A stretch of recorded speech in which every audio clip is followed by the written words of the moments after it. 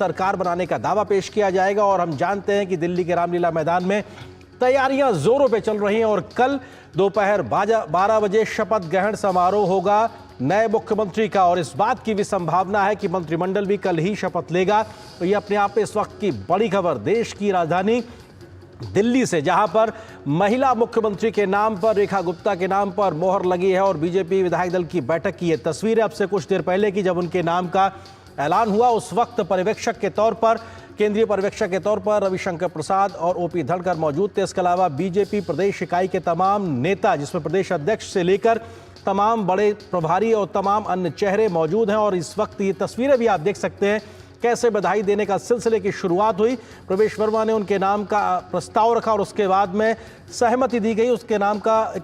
और आज के लिहाज से बात की जाए तो दिल्ली के चौथी महिला मुख्यमंत्री के तौर पर वो अपने आप में होने जा रही हैं। और ये अपने आप में इस वक्त की बड़ी खबर है। कल दोपहर 12 बजे का टाइम तय हुआ है जब मुख्यमंत्री शपथ लेंगी दिल्ली के रामलीला मैदान में। और ये अपने आप में इस वक्त तमाम जो विधायक हैं वो जा रहे हैं उपराज्यपाल एलजी वीके सक्सेना के पास में सरकार बनाने का दावा पेश करने के साथ में।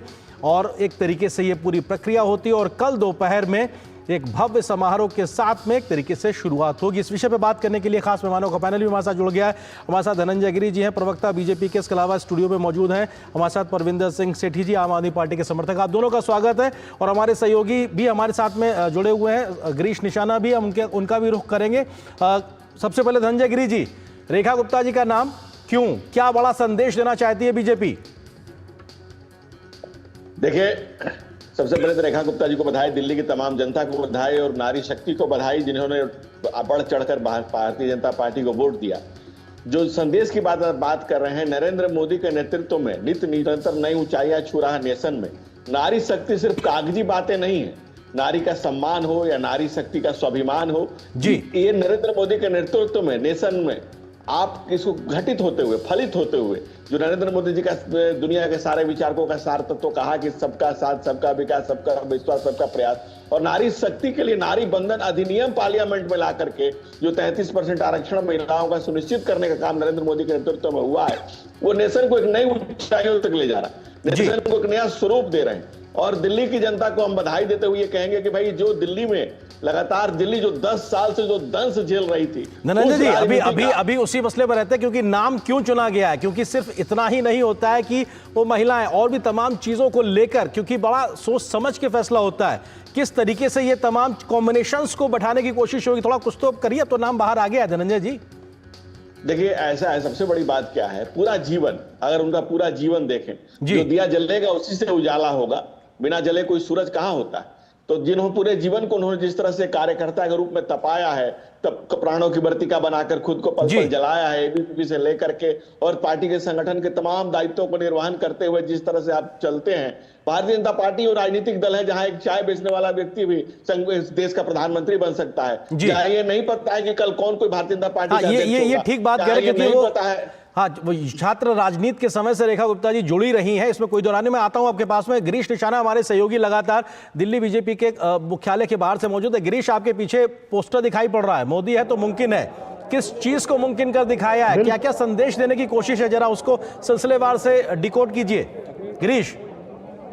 देखिए, मैं आपको स्पष्ट करना चाहूंगा अरेंद्र, आप देख सकते हैं कि दिल्ली की मुख्यमंत्री रेखा गुप्ता होंगी, ये क्लियर हो गया है। जो लगातार सस्पेंस बना हुआ था वो सस्पेंस खत्म हो गया है। और आप यहाँ देख सकते हैं, सबसे ज्यादा खुशी होती है कार्यकर्ताओं को होती है। कार्यकर्ता जो है सुबह से ही यहाँ पर खुशी जाहिर कर रहे हैं। शेखर हमारे साथ है। शेखर, आप क्या लेकर?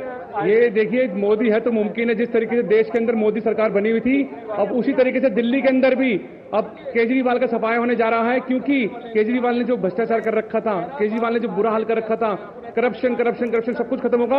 यमुना मैया सफाई होगी। यमुना मैया में आप देख सकते हैं, सरकार तो बनी भी नहीं, सीएम बना भी नहीं था, उससे पहले ही सफाई चालू हो चुकी थी। तो यही है मोदी की सरकार। मोदी जो कहते हैं वो करते हैं। केजरीवाल ने दिल्ली को लंदन बनाया है, नहीं बनाया, पर मोदी स्विट्जरलैंड, दिल्ली को लंदन सब बना देंगे अगर मोदी सरकार यहाँ रही तो, क्योंकि केजरीवाल ने से झूठे वादे करे थे और मोदी जी जो करते हैं वो पूरा करते हैं, क्योंकि मोदी है तो मुमकिन है और देश की जनता को मोदी में विश्वास है और केजरीवाल सिर्फ और सिर्फ झूठ बोलते थे। केजरीवाल नक्सलवाद की बात करते हैं, मोदी बात करते हैं राष्ट्रवाद की। देश के अंदर जो राष्ट्रवाद की बात करेगा वही देश पर राज करेगा। नक्सलवाद की बात करने वाला देश दिल्ली के अंदर बिल्कुल नहीं चलेगा। आज महिला उम्मीदवार जो है, अब महिला विधायक को सीएम का कैंडिडेट चुना गया है, क्योंकि केजरीवाल अपने घर में बुलाकर महिलाओं को पीटते हैं और मोदी जी महिलाओं को मुख्यमंत्री बनाते हैं। आतिश जी को बनाया था, वो भी एक बेचारी को लॉलीपॉप दे दी कि कुछ दिन की मुख्यमंत्री है, उसके बाद तो मैं ही बनूंगा अगर जीत के आऊंगा तो। कि जनता देश की समझती है, तो दिल्ली की जनता ने समझा केजरीवाल ने सिर्फ भ्रष्टाचार कर रखा, कुछ नहीं कर रखा, खत्म कर दिया केजरीवाल का ये दोगलापन का चेहरा। और केजरीवाल जी तैयारी कर लो, क्योंकि अब तुम्हें तिहाड़ तो जाना ही होगा। तुमने तो राष्ट्र तिलक की तैयारी तो हमने कर रखी थी, हमने कहा था कि राष्ट्र तिलक की करो तैयारी, आ रहे हैं भगवाधारी, तो हम तो आ गए, पर तुम तो जेल जाने की तैयारी कर लो, क्योंकि तुमने जेल जाने की तैयारी कर रखी थी और जेल जाने में तैयार हो जाओ। गिरीश, मैं आपसे एक चीज पूछना चाहता हूं गिरीश, और एक अच्छा संदेश दे रहे हैं जी गिरीश, आपको अगर मेरी आवाज आ रही है तो ये कि साहब रेखा गुप्ता का नाम तय हुआ है, किसने प्रस्ताव किया, किसने उसका अनुमोदन किया, ये तय हुआ। इसके अलावा मंत्रिपरिषद में कौन होगा, क्या एक भूमिका होगी, इसको लेकर कोई जानकारी, क्योंकि वो भी अपने आप में बड़ी खबरें हैं। अगर कल मंत्रिपरिषद का गठन होना है, मतलब उसका एक तरीके से शपथ ग्रहण होना है, तो वो भी तमाम नामों को लेकर चर्चा लगातार है। जी बिल्कुल आरेंद्र, अभी केवल मुख्यमंत्री के पद का जो है नाम का ऐलान हुआ है, केवल एक नाम का ऐलान हुआ है। बाकी अगर 6 की बात की जाए तो वो भी शीघ्र होंगे, लेकिन कल ये तय है कि कल जो मंत्री हैं, मंत्री जो उम्मीदवार हैं रहेंगे, जो नवनिर्वाचित विधायक हैं, करीब 7 इनकी संख्या हुई, यानी कि एक मुख्यमंत्री और 6 अन्य मंत्री भी कल शपथ लेंगे। लेकिन विभागों का जो विभाजन है वो बाद में होगा। बिल्कुल, क्योंकि सबसे महत्वपूर्ण तो यही कि अभी नाम पता लगे तो उसके बात आगे होगी। गिरीश, मैं आता हूं आपके पास में, वरिष्ठ पत्रकार प्रफुल्ल केतकर जी हमारे साथ में जुड़ गए। प्रफुल्ल जी, रेखा गुप्ता का नाम सबसे ज्यादा फ्रंट रनर्स में से चल ही रहा था उनका एक तरीके से नाम, लेकिन मोहर लगना ये क्या बड़े संदेश देता है, किस प्रकार के कॉम्बिनेशंस को तय करते हुए इस नाम पे मोहर लगी होगी? देखिए, मुझे लगता है कि हम मीडिया में तर्क वितर्क करते हुए कोई एक नाम पर पहुंच गए, लेकिन उसमें बहुत ज्यादा कॉम्बिनेशंस के बारे में नहीं सोचना चाहिए।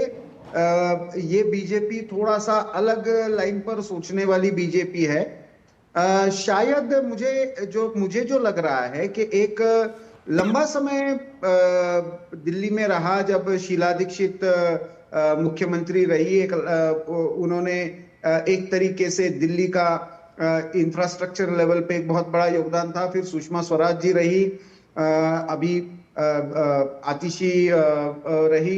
महिलाओं का दिल्ली की विधानसभा में गद्दी पर बैठना, इसका एक विशेष महत्व दिल्ली के संदर्भ में रहा है जी। दूसरा, रेखा गुप्ता के साथ एक विशेष बात यह है कि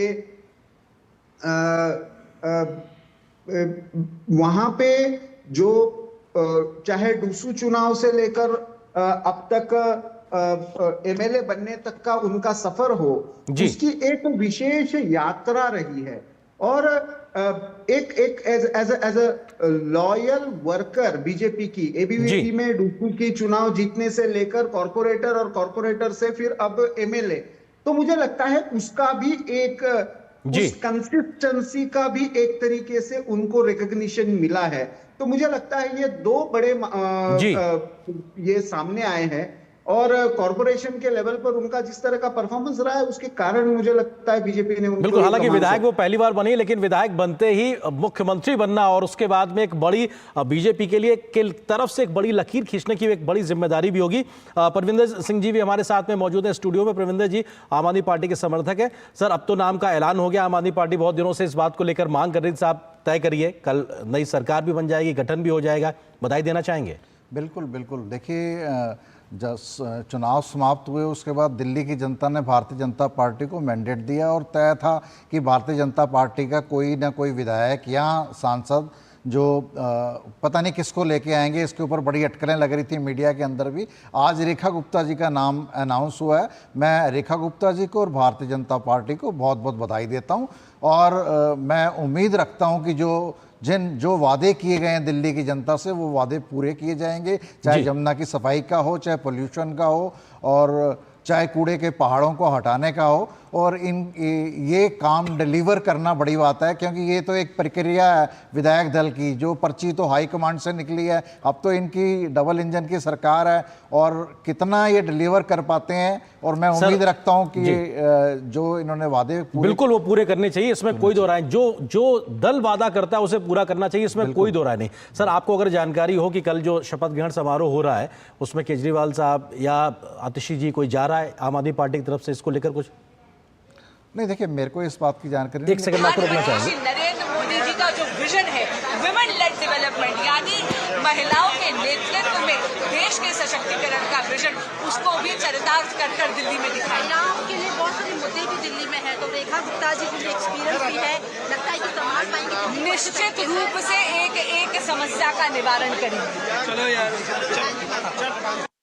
तो दिल्ली की बीजेपी के सांसद बांसुरी स्वराज, सुषमा स्वराज जी की बेटी, वो कह रही थी, खुशी जाहिर कर रही थी कि एक समस्या का समाधान किया जाएगा। आप अभी कह ही रहे थे परविंदर जी, और उन्होंने कहा कि नहीं, एक समस्या का समाधान किया जाएगा। मैं आपसे ये पूछ रहा था, कल के शपथ ग्रहण समारोह में कौन आम आदमी पार्टी की तरफ से कोई शिरकत करने की जानकारी आप साझा करना चाहेंगे? नहीं, देखिए मैं मेरे को इस बात की जानकारी नहीं, मुझे ये जानकारी है कि उनको अरविंद केजरीवाल जी को और आतिशी जी को इनवाइट किया गया है, और कल वो जाते हैं नहीं जाते ये आपके हिसाब से जाना चाहिए, फैसला होगा। आपके हिसाब से जाना चाहिए?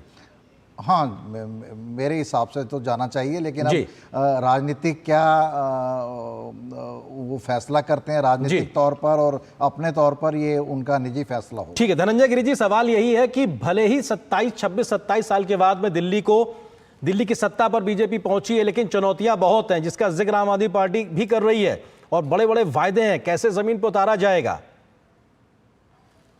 देखिए अरविंद जी, जब ये आप नहीं थे तब भी हम सत्ता और सेवा में थे, और आप नहीं होंगे तब भी हम सत्ता और सेवा में होंगे। ये तो एक नई नवेली अलजब अलबेली पार्टी आई थी सर, मजबूत विपक्ष है उनके पास, 22 सीटें हैं सर।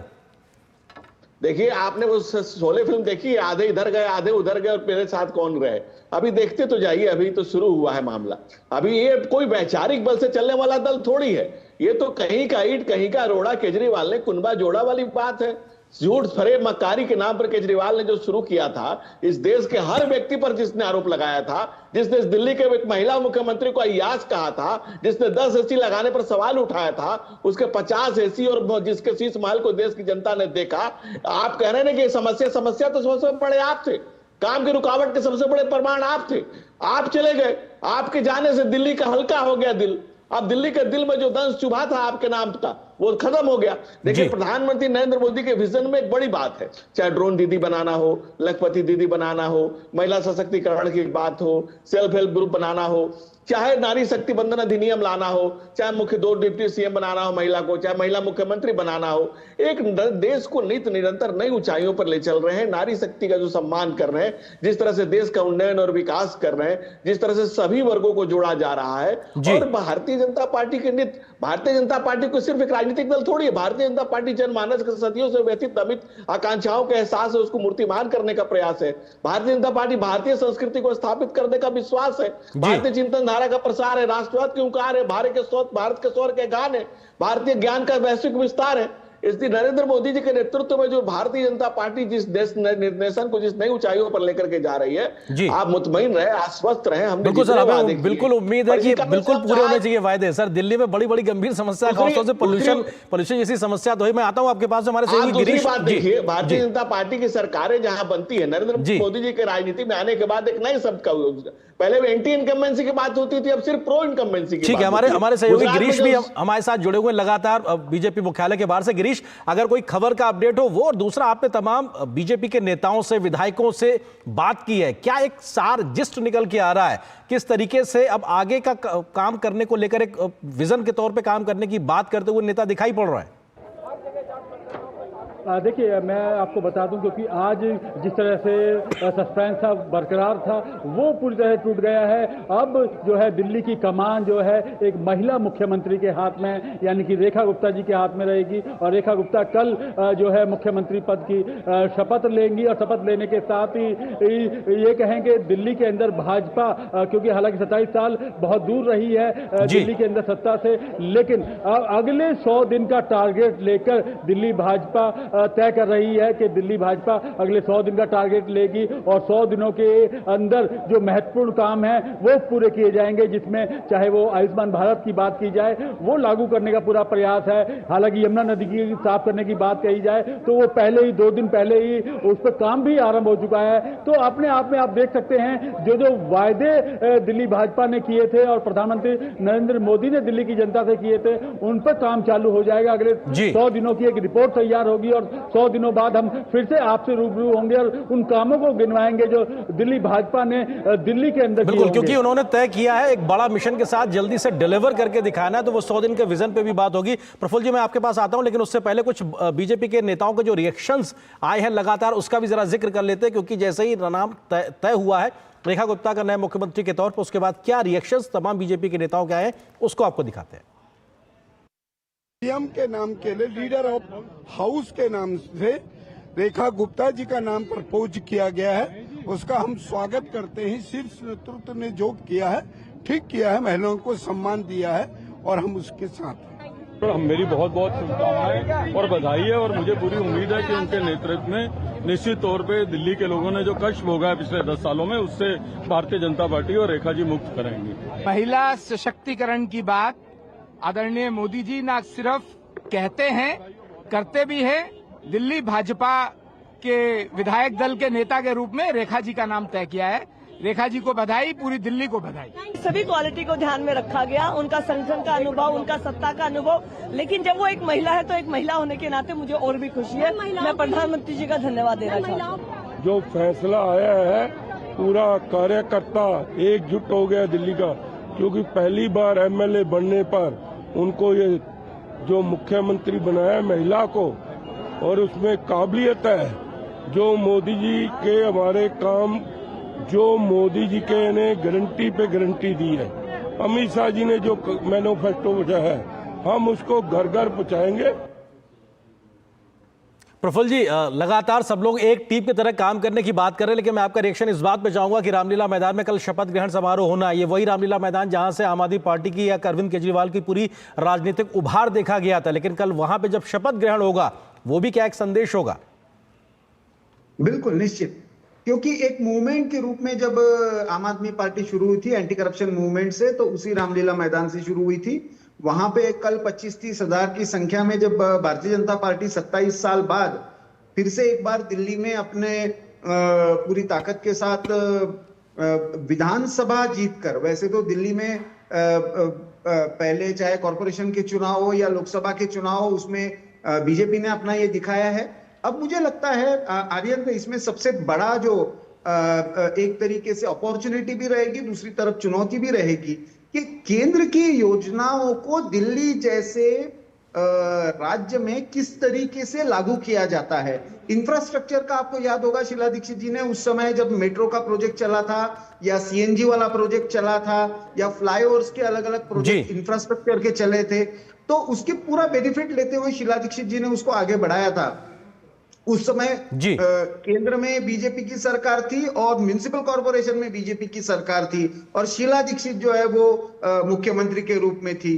अब बीजेपी के पास एडवांटेज ये है कि केंद्र में बीजेपी की सरकार है और राज्य में भी बीजेपी की सरकार है, भले वो कॉर्पोरेशन में ना हो। ऐसे में केंद्र की योजनाओं का कितना लाभ दिल्ली स्टेट को होता है विधानसभा के थ्रू, ये मुझे लगता है महत्वपूर्ण। बिल्कुल, और शायद रेखा गुप्ता का पहला एक रिएक्शन भी आया, वो ये कह रहे हैं कि वो विकास को लेकर प्रतिबद्ध है और शीर्ष नेतृत्व का धन्यवाद भी उन्होंने दिया है। फिलहाल वक्त इतनी अनुमति दे रहा, तीनों मेहमानों का बहुत शुक्रिया हमारे साथ जुड़ने के लिए। गिरीश, आपका भी शुक्रिया लगातार अपडेट देते रहने के लिए, बहुत बहुत शुक्रिया। तो फिलहाल इस बुलेटिन में बस इतना ही, लेकिन डीडी न्यूज पे खबरों का सफर लगातार जारी है। नमस्कार।